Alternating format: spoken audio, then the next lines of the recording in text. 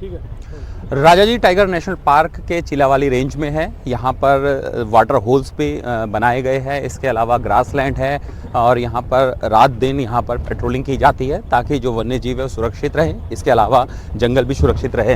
हमारे साथ ACF sir मौजूद है, चूँकि ये लगातार चीज़ों को हमें बारीकी से बता रहे हैं। सर, जंगल में पेट्रोलिंग करना अब आम लोगों पे जैसे पुलिस करती है पेट्रोलिंग, वहाँ तो लोग बता देते हैं। जंगल में जानवर बताते नहीं है, लेकिन फिर भी ध्यान रखना होता है। मूक होता है जानवर, लेकिन फिर भी उसकी हरकतों से या फिर उसके चाल चलन से या फिर उसके मूवमेंट से पता लग सकता है किस तरीके से ये मुश्किलात होती है इस चीज़ों में।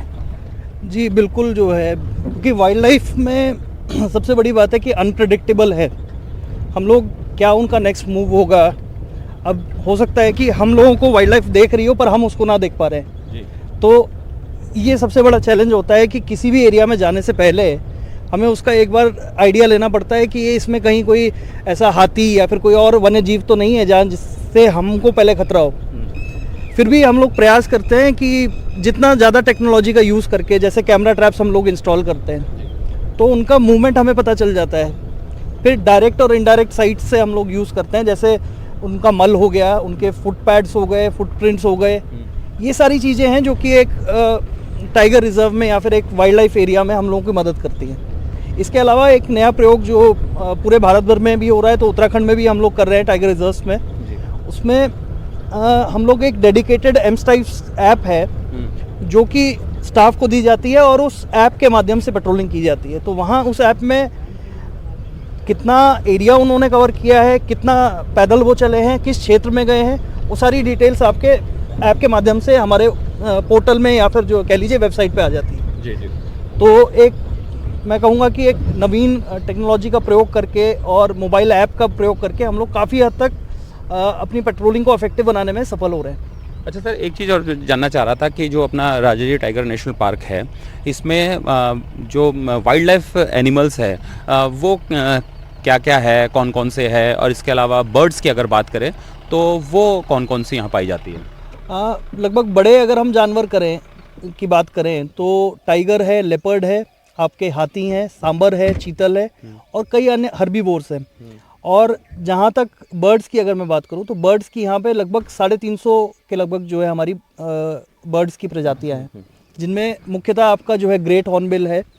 बाकी आपका इसके अलावा जो है आप देखेंगे सीजनल माइग्रेटरी बर्ड्स भी यहाँ पे आते हैं, वाटर बर्ड्स भी यहाँ पे आते हैं। तो ये एक बहुत अच्छा प्राकृतिक संतुलन बना हुआ है जिसमें हमें ना केवल जानवर, बड़े जानवर दिख रहे हैं, बल्कि पक्षी भी दिख रहे हैं, छोटे छोटे जानवर भी दिख रहे हैं।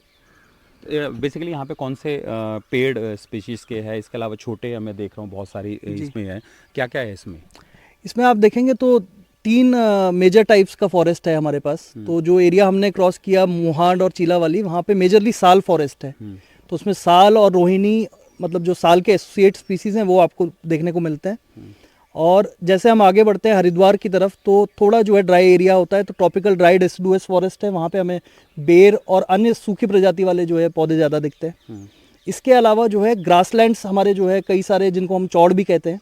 तो ग्रासेस, कई प्रकार की ग्रासेस हमारे पास हैं, चाहे वो आपका वेटिवर हो, चाहे आपकी जो है दूब घास हो, फूस हो, दाब हो। तो इस तरीके की घास की प्रजातियां भी हमारे इकोसिस्टम में मौजूद है। अच्छा, एक बार नीचे चलते हैं। मुश्किलात कैसी कैसी आती है सर? क्योंकि जंगलों में पेट्रोलिंग के बाद कई तरह की ऐसी चीज़ें हो जाती है जो पोचर्स की भी सबसे बड़ी दिक्कत होती है, और ख़ासकर लैंटाना बड़ी समस्या है। इसके अलावा आपको ग्रास लैंड भी बनाना है ताकि जो ये खरपतवार है इसकी वजह से जानवरों को फूड की कमी ना हो, उनको हटाना होता है। ये किस तरीके से आप इनको हटा रहे हैं? और ये प्रोजेक्ट क्योंकि छोटा मोटा नहीं है, बड़ा प्रोजेक्ट है। ये मैं कहूँगा habitat management as a park manager, park administrator एक बड़ा काम होता है किसी भी फॉरेस्ट ऑफिसर के लिए। तो हम लोग गत वर्षों में देख रहे हैं कि लैंटाना या अन्य इन्वेसिव वीड्स, खरपतवार भी जो है धीरे धीरे पार्क में एंट्री कर रही है। तो इसको प्रोएक्टिव तरीके से हम लोग जो है, सबसे पहले लैंटाना का एक 3 इयर्स का साइकिल होता है, इसमें हम फर्स्ट ईयर पहले लैंटाना हटाते हैं, फिर सेकेंड ईयर बाकी अन्य खरपतवार भी हटाई जाती है, और साथ साथ जो है आपके ग्रास के सीड्स हो गए या ग्रास जो है आप उगाते हैं ताकि जिस स्थान पे आपने लैंटाना हटाया है वहाँ पे घास पैदा हो पाए। तो ये 3 इयर्स का एक साइक्लिकल प्रोसेस है जिससे हम लैंटाना को मैनेज करने का प्रयास कर रहे हैं। ये लेंटाना है, ये लेंटाना को यहाँ पर वो किया क्योंकि हमारे जो चाहे कॉर्बेट है या इसके अलावा राजाजी है, इसके अलावा और डिवीज़न है, वहाँ पर ये जो लेंटाना है इसने बहुत तेज़ी से किया है। इसमें क्या जो लेपर्ड होता है या टाइगर होता है, इसको शिकार करने में परेशानी होती है या फिर ये कहीं ना कहीं और जानवरों के लिए, खैर छोटे छोटे जो पक्षी हैं उनके लिए तो एक तरह से ये केव्स का काम करती है सर? नहीं, जानवरों पे सबसे प्रतिकूल प्रभाव जो मैं कहूँगा इस तरीके इन्वेसिव वीड्स का होता है वो ये होता है कि आपकी जो नेटिव वीड, आपकी ग्रासेस हो गई या प्लांट स्पीसीज हो गए जो उनके लिए भोजन का काम करते थे, उसमें कमी आती है।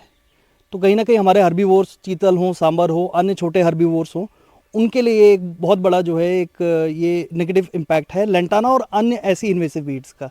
बाकी अगर मैं बात करूँ बड़े जानवरों के लिए इतना फ़र्क नहीं पड़ता है, पर कहीं ना कहीं क्योंकि फूड चेन में सभी जानवर कनेक्टेड हैं, तो अगर ग्रासेस नहीं होंगी लेंटाना की वजह से तो आपके हर्बीवोर्स अफेक्ट होंगे, हर्बीवोर्स अफेक्ट होंगे तो आपके जो है बड़े जानवर भी, चाहे वो हाथी हो, चाहे लेपर्ड हो, टाइगर हो, वो सब भी धीरे धीरे अफेक्ट होंगे।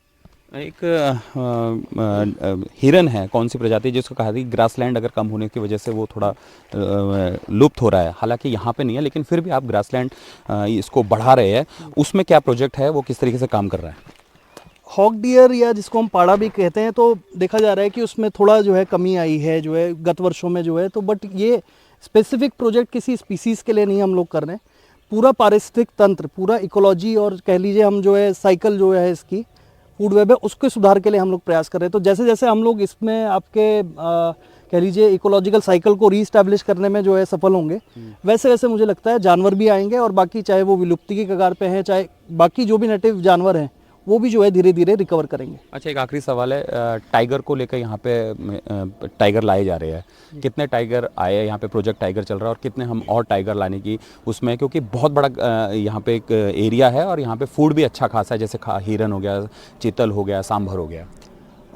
मैं देखूँगा तो आप ये वेस्टर्न जो राजा जी जिसकी हम बात कर रहे हैं, वेस्टर्न राजा जी में अभी फ़िलहाल 10 टाइगर्स को टोटल हम रीइंट्रोड्यूस करने की या ट्रांसलोकेट करने की बात हो रही है, जिसमें से हम 4 को ला चुके हैं, जिसमें से 3 फीमेल है और 1 मेल है। तो प्रयास ये है कि जो हमारा ये एक क्षेत्र है जिसमें प्रचुर मात्रा में आपके हर्बीवोर्स हैं, एक फॉरेस्ट है जो कि सूटेबल है टाइगर के लिए, तो उस संख्या में उसके जो कैरिंग कैपेसिटी है हमारी, उसको रीइस्टैब्लिश करने के लिए हम लोग जो है प्रयास कर रहे हैं ताकि टाइगर यहाँ पे भी आ सके। तो फर्स्ट फेज़ में हम लोग कहेंगे तो 10 टाइगर्स की हमको अनुमति मिली है, जिसमें से 4 हम लोग ला चुके हैं और धीरे धीरे साइक्लिक वे में एक फेज्ड मैनर में और बाकी टाइगर्स भी कॉर्बेट से यहाँ लाए जाएंगे। बिल्कुल, ये तमाम जो ये फॉरेस्ट की यहाँ पर काम है, इसके अलावा उनकी जो परेशानियां हैं या फिर किस तरीके से मैनेज करना है, उसको लेकर यहाँ पर ACF हम से बात हुई है हमारी। इसके अलावा बहुत सारे ऐसे काम हैं जो लगातार फॉरेस्ट डिपार्टमेंट काम कर रहा है। इसके अलावा जो फॉरेस्ट गार्ड है वो रात दिन यहाँ पर काम कर रहे हैं और सबसे खास बात यह है कि जो फॉरेस्ट फायर होती है उसके निपटना एक बहुत बड़ी चुनौती है, लेकिन उसको लगातार यहाँ पे काम किया जा रहा है और मैनेज किया जा रहा है ताकि जानवर सुरक्षित रहे और जंगल सुरक्षित रहे। चिलावाली रेंज से NDTV इंडिया के लिए किशोर रावत।